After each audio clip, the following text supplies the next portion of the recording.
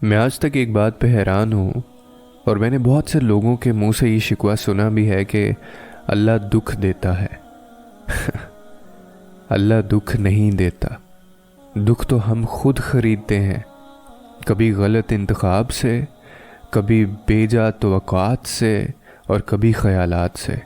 अल्लाह तो बस आजमाता है, और अपनों को ही आजमाता है, सबको नहीं आजमाता वो। कि मेरा कौन और कितना है, कौन मोहब्बत के दावे में सच्चा है। और पता है, अगर अल्लाह हमें ख़ुद से करीब करने के बहाने ना बनाए तो हमें हमारे और अल्लाह के दरमियान मीलों का फासला आ जाए। इसका तो आज़माना भी मोहब्बत है। और ये कितनी खूबसूरत बात है कि वो आज़माता हर एक को नहीं है, वो आज़माता उन्हीं को है जिनसे उसको मोहब्बत है और जिनको उससे मोहब्बत है।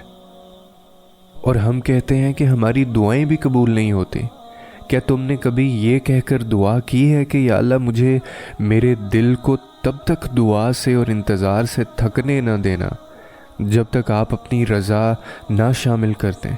मुझे तब तक हिम्मत मत हारने देना मेरे प्यारे अल्लाह जब तक आप मेरे लिए कुन ना कह दें या कुन का इरादा ना कर लें। या अल्लाह पाक मुझे तब तक दुआ की तौफीक देते रहना जब तक आप मेरी चाहत को मेरे हक़ में बेहतरीन करके मेरे नसीब का हिस्सा बनाने का फ़ैसला नहीं कर लेते। चीज़ें मिल जाती हैं, चीज़ें ज़बरदस्ती भी ली जाती हैं, दुआएं भी कबूल हो जाती हैं।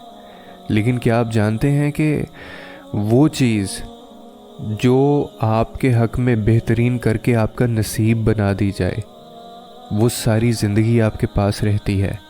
और अगर आप कोई ऐसी दुआ करेंगे या आप ऐसी चीज़ों के पीछे भागेंगे जो आपको तो लगता है कि आपके हक़ में बेहतर है, लेकिन उस पाक ज़ात ने उसको आपके नसीब का हिस्सा नहीं बनाया, तो वो चीज़ आपको मिल तो जाएगी, हो सकता है, लेकिन उस चीज़ का आपके पास रहना आखिर नहीं है, वो आपसे दूर चली जाएगी। क्योंकि नसीब के जो हिस्से होते हैं, जो आपके नसीब में चीज़ें आती हैं, वही हमारी होती हैं। लेकिन हमारा मसला ये है कि हम दूसरे लोगों की नसीब की चीज़ें अपने नसीब में लाना चाहते हैं।